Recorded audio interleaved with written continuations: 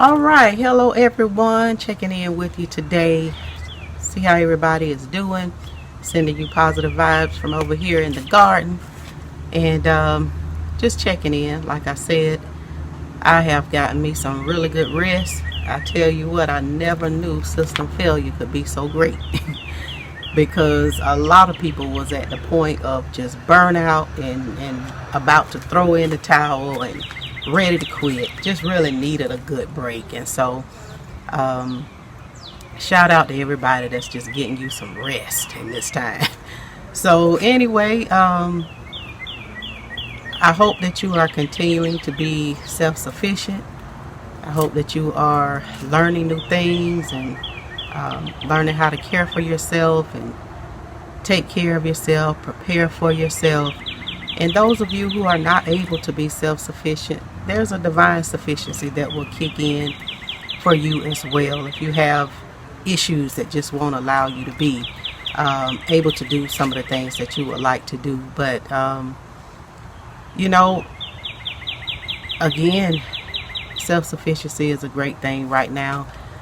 We've had system failure, as I've said before, and not just the government.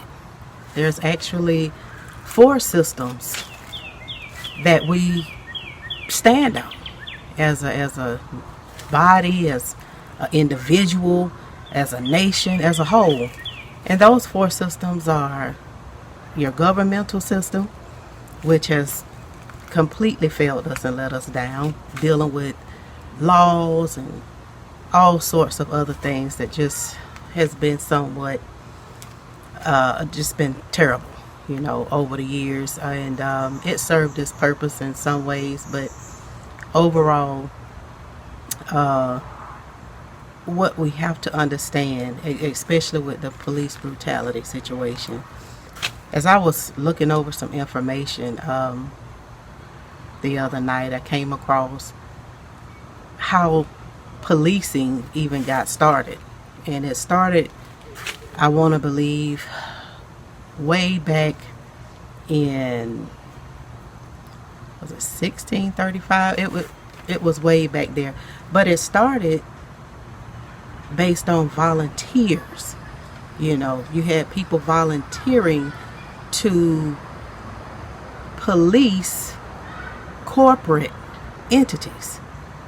So you can see right there that it was never created for our protection. It was created for big, large corporations and to make sure that they were okay. All right. So, they volunteered, and as most of us do, we jump right in and we give consent. Whether we know it or not, we give consent. And so, thus a force has been born, and it's been a force to reckon with for quite some time. You could do your own research on that. But so not only do we have that system that has failed, we have also, think of it as a 4-legged table. All right. One leg is gone. That's the government. Now we got the family, okay, that should be in place. But most are dysfunctional, not getting along.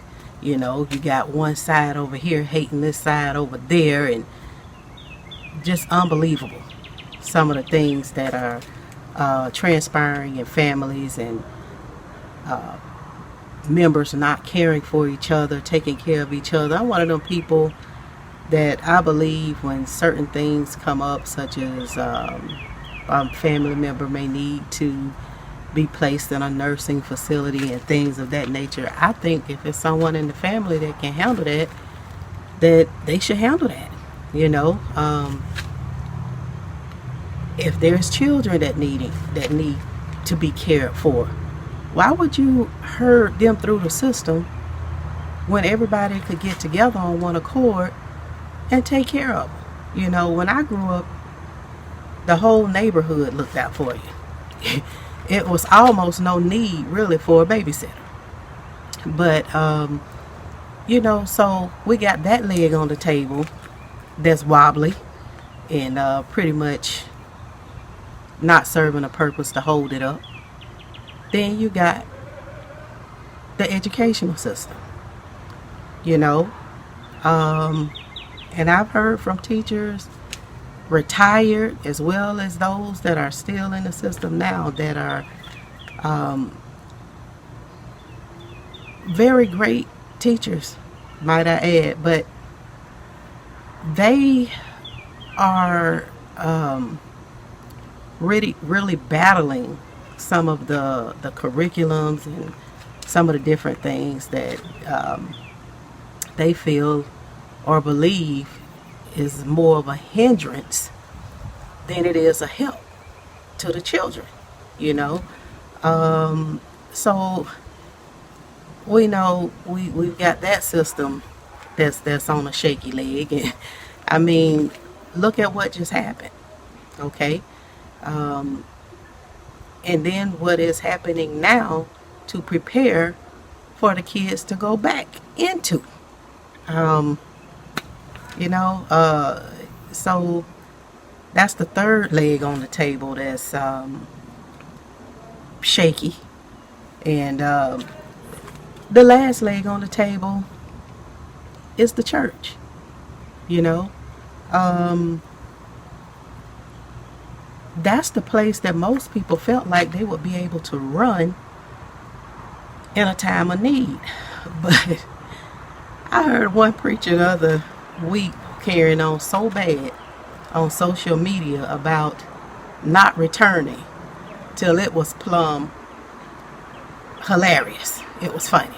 I'm sorry. I'm thinking, oh my goodness. I mean, this guy was going on so bad about not returning and why he wasn't returning and, don't y'all show up and, it was awful. And I'm thinking to myself, you got some people that that's all they know. That's all the family they have. That's the only place they felt secure, and so on and so forth. But again, this is a system outside of yourself, you know. Although I read the Bible, I don't go to church because I realized a long time ago that I am the church and more than that, and so are you. And it is a place that's established for people to meet, and I'm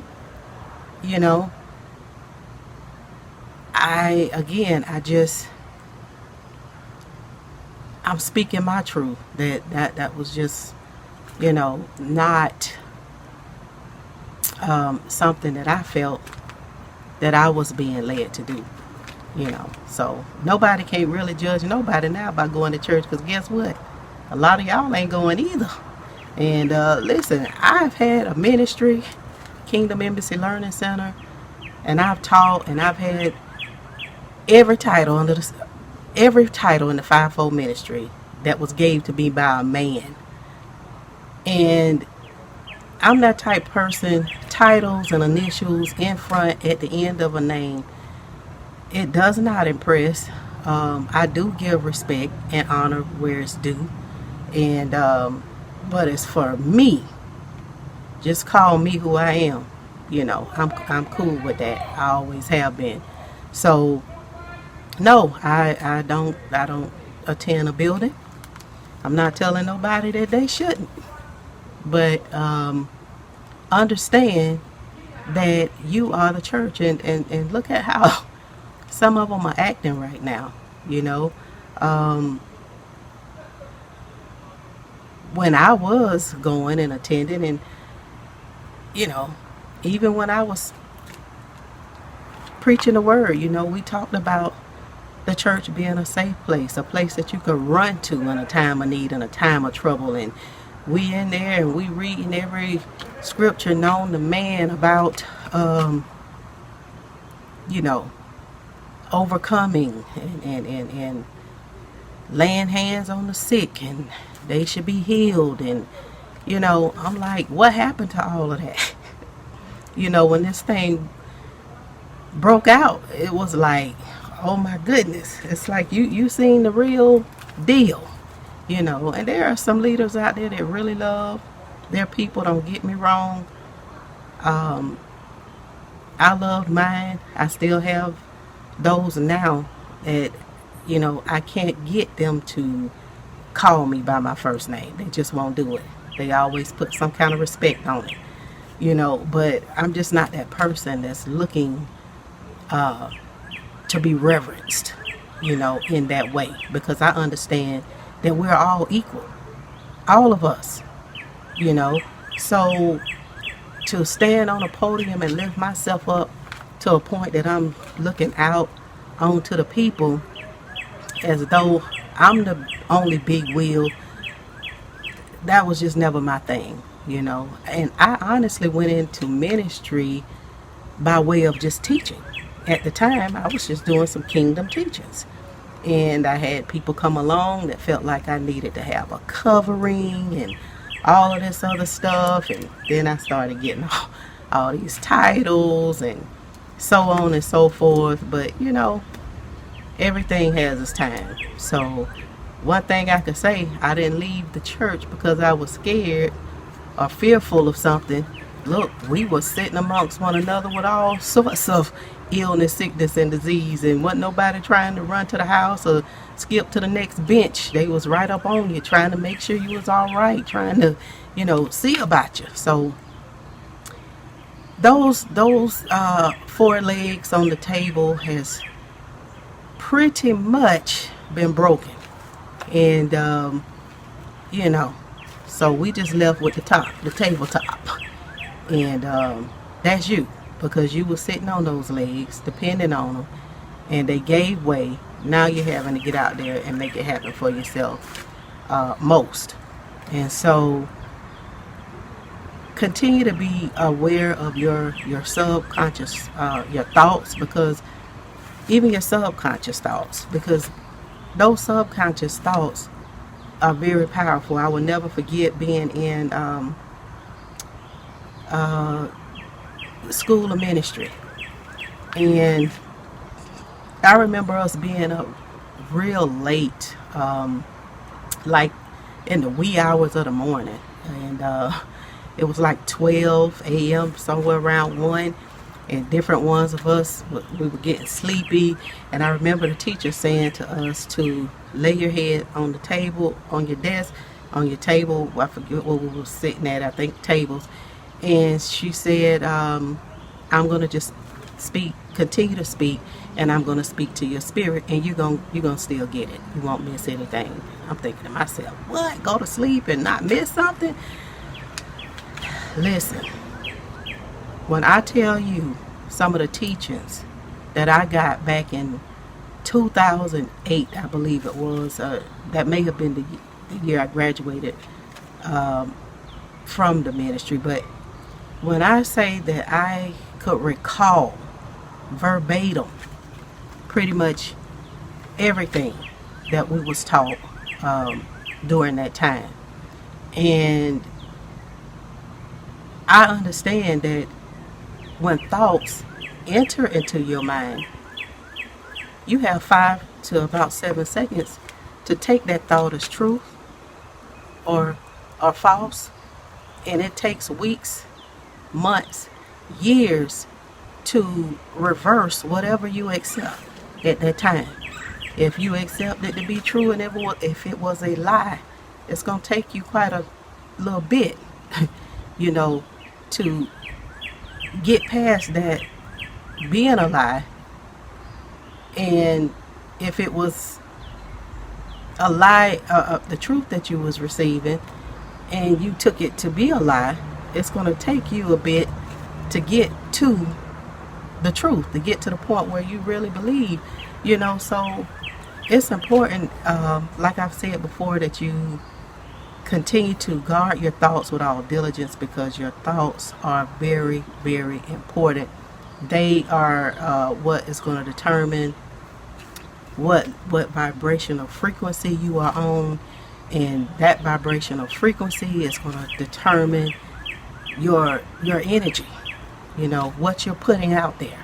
If you are tuned in just like a radio station to the wrong frequency, and whatever is playing on that radio is vibrating at a low frequency, then your energy is going to be low. you know you've been around people you were fine, and they pulled up and you like still okay, and they walk up and get a little bit closer, and just the look on their face seem like it take you to another level just that quick. But we got to raise our vibrational frequency, and we could do that in so many ways. You could start with even the food that you're eating. Eat foods that are live. Listen, I don't try to mess around with people diet plan too much, because folk woo, they'll let you have it. You start talking about that food. But these are some of the simple things that you could do, to just begin to vibrate on that level that you need to be vibrating on, and you should be vibrating on. So understand that these thoughts are going to set you on a trajectory to be on a higher level of thought or a lower level of thought. And thoughts are powerful. They are just as powerful as words. And I tell people that we could say what we want to say about somebody else, other people, but you're just a thought away from being that next person. All you have to do is entertain that thought long enough, and you will find yourself in the same situation. So wanted to check in again. I'm glad everybody is starting to wake up and understand what's really taking place and going on all around the world. Understand in the midst of people waking up, we still got some Balaams out there. You can check that out in Numbers 22, that on the count of greed and arrogance, going to continue to set out to do some of the things that they want to do anyway, even in the midst of their lives trying to be spared. You got some people that'll keep trying to push past the donkey that's trying to get you to safety. You know what Balaam did? Turn around, struck the donkey. The donkey asked him, "What you hitting me for?" And told him, "I have been nothing but good to you." And he's like, the donkey went off the road at one time into a little field. Then he got him to get back on the road. And the next thing he did was he pressed Balaam's foot up against the wall, trying to get him to stop while he was ahead. The last effort was the donkey just sat down in the middle of the road. Like, if I don't stop, this fool gonna kill himself, or he gonna cause himself to be killed. And some people, they're just not gonna stop. We will hope. And but the donkey told him, "Look, you hitting me, you smiting me, but I'm trying to save you. Don't you see that big old angel sitting right there?" Sometimes people can't see past their own selfish, greedy ambitions and arrogance, pride, and no matter what you say, they're going to continue to try to keep going. So hey, continue to do what you're supposed to be doing in this time, and know that everybody may not take heed to what you have to say. As always, continue to speak your truth. And I'm glad that a lot of people are doing that now. I'm glad that a lot of information is being put out there now that, at one time people would not dare tell you how to get ahead on certain things, but they're understanding what good is it for me to be the only one getting ahead? You know, they're passing this information on to others so that they can be blessed as well. And I think that is absolutely just amazing. Some of the things that we have missed out on all these years that is being revealed to us now. So before my battery goes dead or the space is completely taken up, I want to tell you I love you. We are sending you positive vibes always from over here at Green Life Garden Home DIY channel. And continue to be blessed. I love you, and I'll see you on the next video. One love.